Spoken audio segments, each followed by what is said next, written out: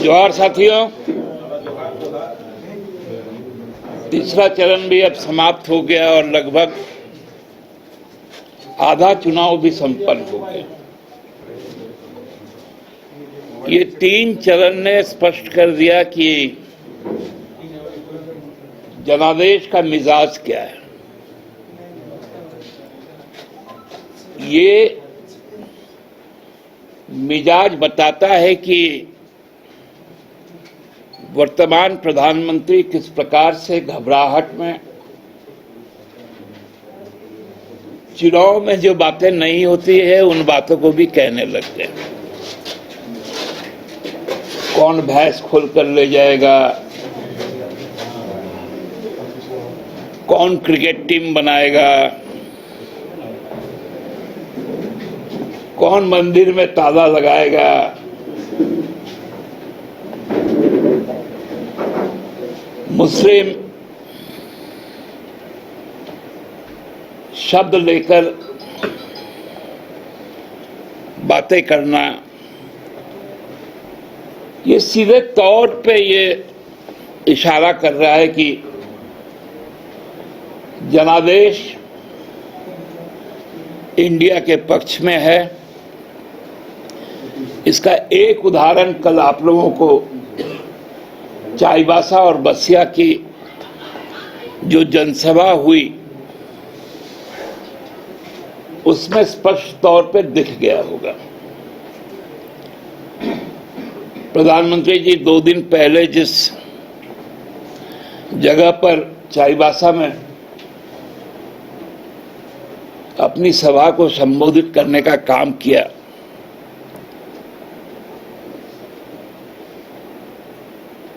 और उनके सभा में जिस प्रकार से एक गंभीर शांति बनी रही, उसी जगह पर उसकी तीन गुनी जनसमूह उभरी और उसका उद्घोष, जनता का उद्घोष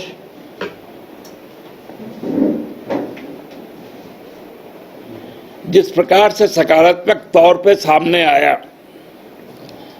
और फिर बसिया में जो जयकारे लगे, वो स्पष्ट बता देता है कि झारखंड की तस्वीर क्या है। जहां प्रधानमंत्री जी हिंदू मुसलमान कर रहे हैं, वहां उनके जो छुटभइये नेता सब है, वह अपने नेता को बरगलाने के लिए टोपी पहनाना शुरू कर दी। कल रांची में भाजपा का एक कार्यक्रम हुआ, आप लोगों ने उस कार्यक्रम को भी देखा, जहां टोपी पहनाया गया, धर्मांतरण की बात करने वाले उरांव को, महतो को, मुंडा को टोपी पहना के मुसलमान बना दिया। ये सोशल मीडिया में आप सबके पास में उपलब्ध है, नाम के साथ, गांव के साथ। तो ये स्थिति है।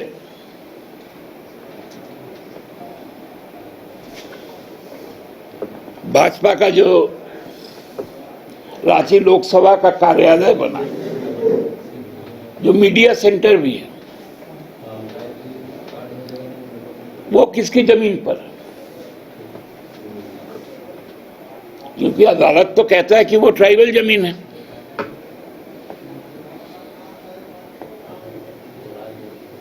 तो ट्राइबल की जमीन लूट,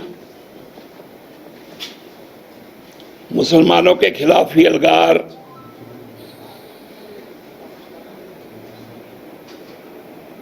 और एक बड़ा सोचा समझा साजिश। आप लोगों ने देखा होगा कि कल हज का रूटीन जारी हुआ 7 तारीख को। और कहा गया कि 10 तारीख को आपका फ्लाइट है और एक दिन का अंतराल दिया गया 8 तारीख का, आज का, और 9 को सबको रिपोर्टिंग करना है कलकत्ता में। हम आप सब जानते हैं हज के पहले जो भी हमारे भी बहुत सारे मित्र हज करके आए, जाने के पहले अपने नाते रिश्तेदार मित्र से मिलते हैं। एक परंपरा है कि उनके व्यवहार में कोई चूक हो गई तो वो माफी मांगते हैं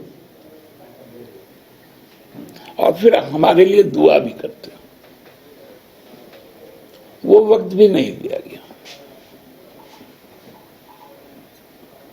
दूसरा, जो भी जाते हैं वहां पर हज करने के लिए,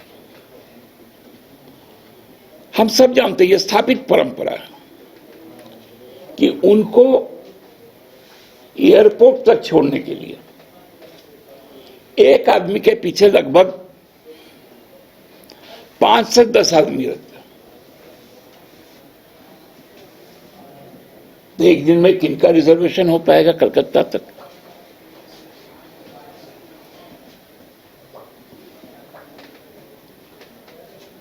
ये ऐसे चीजें हो रही है और ये अनायास नहीं हो रही है। ये चुनाव आयोग के संज्ञान में ही हो रही है, क्योंकि चुनाव आयोग ने कहा था अपने प्रेस कॉन्फ्रेंस में 16 तारीख को कि हमें धर्म भी देखना है, वो तारीखें भी देखनी है जो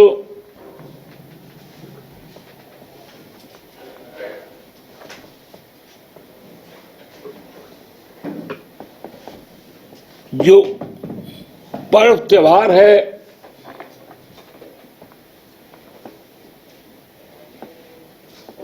तो ऐसा कौन सा ये आया कि एक दिन के शॉर्ट नोटिस में सब कुछ हो गया?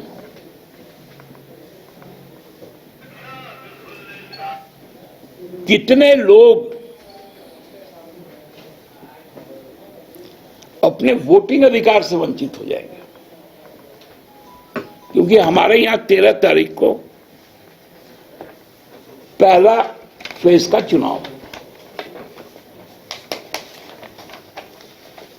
11 को प्रचार बंद हो जाना है।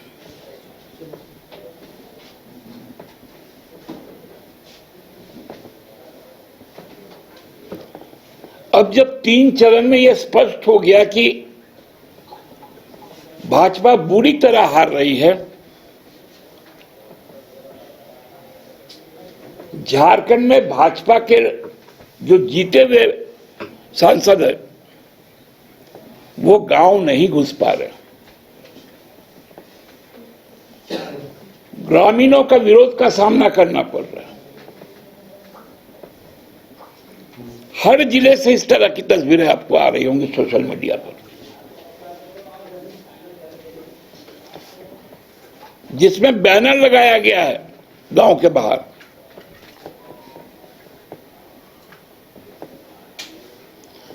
प्रत्याशी जाते हैं, सांसद जाते हैं तो उन्हें घुसने से मना कर दिया जाता है कि तुम फिर से ठगने आए हो।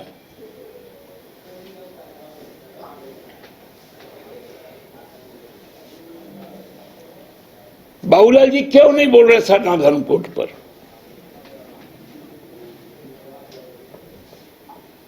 क्यों ऐसी भाषाएं बोल रही हैं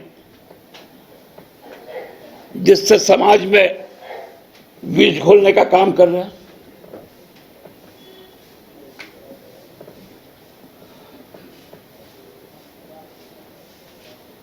सरना धर्मकोट और बाबूलाल जी को बोलना चाहिए, ओबीसी का 27% का आरक्षण उन्होंने किस परिस्थिति में 2001 में घटाकर 14% में लाया था और बोल रहे आरक्षण खत्म नहीं होगा। मोदी जी बताएं,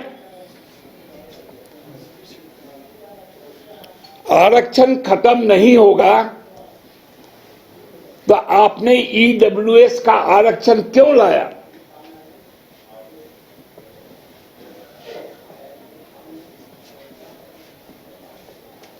आपने ईडब्ल्यूएस का आरक्षण लाकर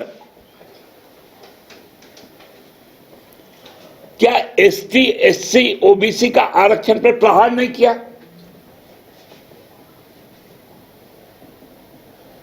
आप अयोध्या में लल्लू सिंह जो आपके उम्मीदवार है, जो कहते हैं 400 सीट जीतने से हम संविधान बदल देंगे, उनके साथ आप रोड शो कर रहे हैं।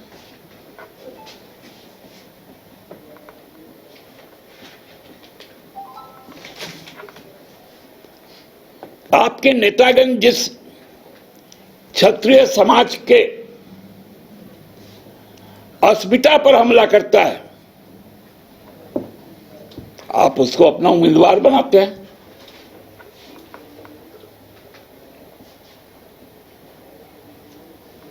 हमारी बेटियां जो ओलंपिक से मेडल लेकर आती हैं, उनके साथ ही अनाचार करने वाले एलीट इंस्टीट्यूट। अगर आपके अंदर चाह है तो एलीट आपकी राह है। आईआईटी हो या मेडिकल, आप चाहते हैं अपने आप को उत्कृष्ट दिखाना, आप चाहते हैं खुद को एक आईआईटीएन के रूप में दिखना या मेडिकल के क्षेत्र में आगे बढ़ना, तो एलीट आपके लिए बहुत बड़ी ताकत के साथ आपके सामने है। आइए, खुलिए, बढ़िए, पहुंचिए। Elite institute.